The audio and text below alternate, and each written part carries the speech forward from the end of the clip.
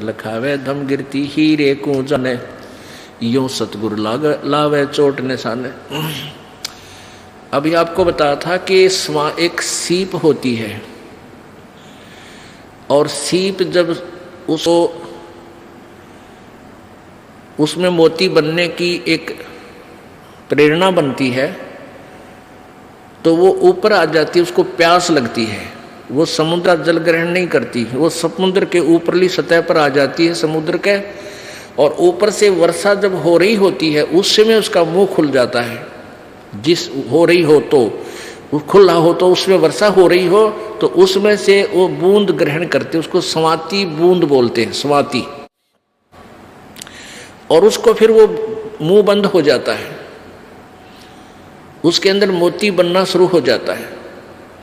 मोती बनते बनते क्या होता है, फिर उसका दोबारा मुंह खुलना शुरू हो जाता है स्वाति सीप का, और उसके ऊपर एक मांस का एक पर्दा सा छा जाता है। मोती के स्वाति के ना उस सीप के मुंह पे एक मांस का पर्दा सा, एक जैसे मकड़ी का जाड़ा देखा हो आपने, सफेद सफेद सा कपड़े जैसा होता है, ऐसा एक मांस का ऊपर कवर सा लग जाता है और अंदर वो मोती बन जाता है। अब मोती स्वाति भी मिल गई और सीप भी है। अब क्या बताते हैं कि जब वो मोती परिपक्व हो जाता है अंदर, तो उस सीप के अंदर से एक विशेष महक आनी शुरू होती है मांस की, पके हुए जैसे मांस की। तो एक बहुत ही पतले से मुंह की एक मछली होती है, पतले से, उसको सुकचमीन बोलते हैं। पतला सा मुंह, पेन कैसा हो उसका मुंह। तो वो क्या करती है, मांस खाने के उद्देश्य से उस सीप के उस मांस का कवर के ऊपर पर्दा सा होता है, उसको खाने के लिए उसमें टक्कर मारती है, उसको खाना चाहती है। वो लगते ही वो पर्दा सा फट जाता है और मोती उसमें से निकलकर समुद्र में गिर जाता है। अब क्या बताते हैं, कितना गहरा ज्ञान है इस दो अक्षर में, दो लाइनों में। सार वस्तु तो अंदर लीनी, सुख जमीन को दीक्षा देनी, सुख जमीन मिलता ना बाही, स्वाति सीप सब ऐड़ ही जाही। सुख जमीन की टक्कर लागे है, जब मोती सो है गल धागे। अब क्या बताते हैं, मनुष्य जीवन भी आपके पास है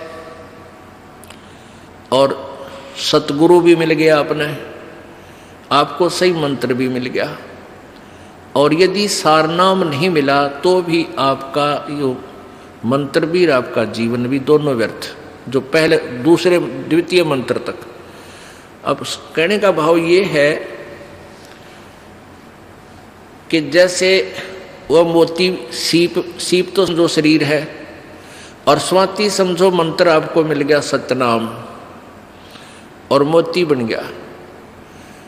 और सुख जमीन मिलता ना भाई, स्वाति सीप सब ऐड़ ही जाई।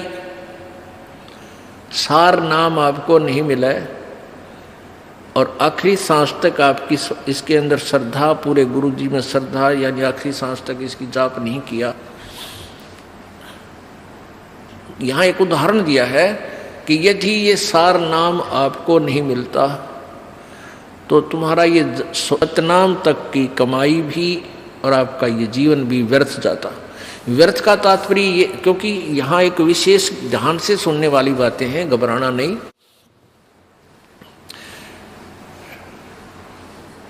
अब जैसे आपको सतनाम मिल गया और सारनाम मिला नहीं और आपकी मृत्यु होगी, पहली बात तो ये है कि परमात्मा उस प्राणी की मृत्यु नहीं होने देगा। कबीर भगवान के हाथ में पूरी कलम है। जमजो राजा से डरे मिटे कर्म के लेख, अदली अदल कबीर हैं, असल कबीर हैं, ये कुल के सतगुरु एक। ये नहीं आपके जीवन नहीं जाने देंगे, पूरा काम करके और तब आपको यहाँ से फारिग करेंगे, ये इनकी समर्थता है। और जो बकवाद करते हैं, नाम भी ले रहे हैं, सही ठिकाना यानी सही श्रद्धा से नहीं है, वो जा भी सकते हैं, वो फिर परमात्मा उनको पकड़ नहीं करता। भक्ति भी करते हैं, श्रद्धा ठीक नहीं है, पूरी नहीं बन पाई है, तो मृत्यु भी हो जाएगी। तो उनको फिर वैसे तो व्यर्थ हुआ क्योंकि सारनाम मिला नहीं, लेकिन फिर भी वो ऐसा व्यर्थ नहीं होगा जैसे औरों का होता है। उन अन्य साधकों से चाहे 1000 वर्ष तक तपस्या और अन्य पूजाएं करके चले गए, उनसे भी आपका जो मंत्र की कमाई है वो असंख्य गुना घनी आपके पास है। न जाने कितने दिन स्वर्ग में रहोगे या कहीं और दूसरे लोकों में राजा बन जाओगे, तो ये व्यर्थ गया, यानी जो उद्देश्य था वो पूरा हुआ नहीं। अब ये एक उदाहरण देना चाहते हैं आपको गहराई से समझाने के लिए। जिनको ये तीनों नाम प्राप्त है वो प्राणी के लिए ये चैप्टर आज चल रहा है। सुकच मीन मिलता ना भाई, स्वाति सीब सब ऐल ही जाई। सुकच मीन की टक्कर लागे, सुकच मीन मिलता ना भाई, स्वाति सीब सब ऐड़ ही जाई। सुकच मीन की टक्कर लागे है, जब मोती सो है गल दागे।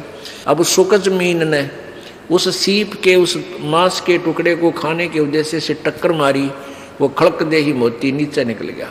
तब वो मोती निकाला गया गोताखोरों के द्वारा, और फिर उस मोती की कीमत हुई, फिर वो सीने पर आकर सुशोभित हुआ। परमात्मा हमें बताना चाहते हैं कि पूरी साधना पूर्ण सम से प्राप्त करके ही आप परमात्मा के दरबार में सुशोभित हो पाओगे, अर्थात पूर्ण मोक्ष प्राप्त करोगे। फिर आगे क्या बताते हैं, पूरे गुरु के बिना ये काम नहीं बनता। सुकच मीन सतगुरु हो आए, जिन ये भेदी भेद बताया। कर्म कुसंगति खारा नीरा, मोती खंड होत नग हीरा। बैरा गर्दम गिरती पावे, चलता हीरा तुरत लखावे।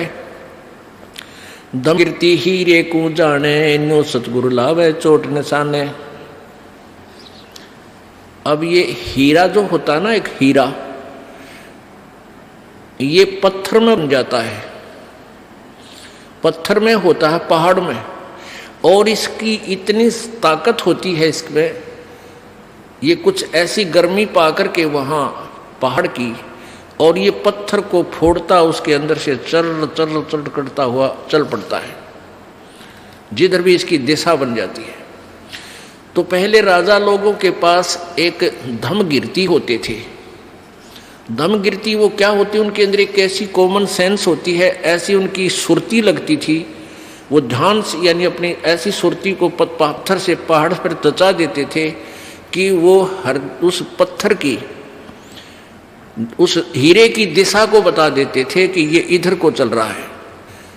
अब जैसे उनके पास बैठ जाते पहाड़ के, और उस आवाज से अंदर हो रही आवाज बहुत गहरे, किसी को नहीं सुन रही वो बाहर, उसकी सुरती उससे कनेक्ट हो जाती, और वो फिर सुनता है ऐसे कान से लाकर कि वो इधर उसकी दिशा है, वो बता देता इधर आ रहा है, इस स्पीड से आ रहा है। तो आगे जाकर राजाओं से बता देते थे कि यहाँ एक खोद दो इसको गड्ढा, इस पहाड़ के बीच में या खुदाई करवा दो, ये वहाँ तक इस समय में पहुँच जाएगा। तो वहाँ जाकर के आगे उसको पत्थर को कटवा देते थे राजा लोग मजदूरों से फटाफट, और वो हीरा आता और उसके अंदर से आके, क्योंकि आगे रास्ता उसको मिलता नहीं, गड्ढे में खड़क दे ही निकल जाता, वो हीरा फिर राजा लोग प्राप्त कर लेते थे। तो क्या बताते हैं, बैरागर धम गिरती पावे, चलता ही तुरत लखावे। बैरागर इसको हीरे को बोलते हैं, और चल धम गिरती पावे, बैरागर धम गिरती पावे, चलता हीरा तुरत लखावे। अब कहाँ लाए हैं इस पॉइंट को, धम गिरती हीरे को जाने, नो सतगुरु लावे चोट निशाने। कि जैसे धम गिरती वो हीरे की परख करने वाला कि किधर को जा रहा है, यहाँ चोट मार दो, यहाँ खाली कर दो, या काट दो इसको, यहाँ ये हीरा आएगा।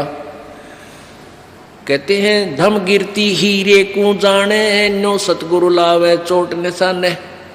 ऐसे परम संत पूर्ण संत इस मुक्ति रूपी हीरे को आपको प्राप्त कराने के लिए वो निशाने पर चोट मरवाता है। ऐसी साधना करो, ऐसी रहनी रहो, और ये सत्सार नाम इसकी ऐसी पूजा करो।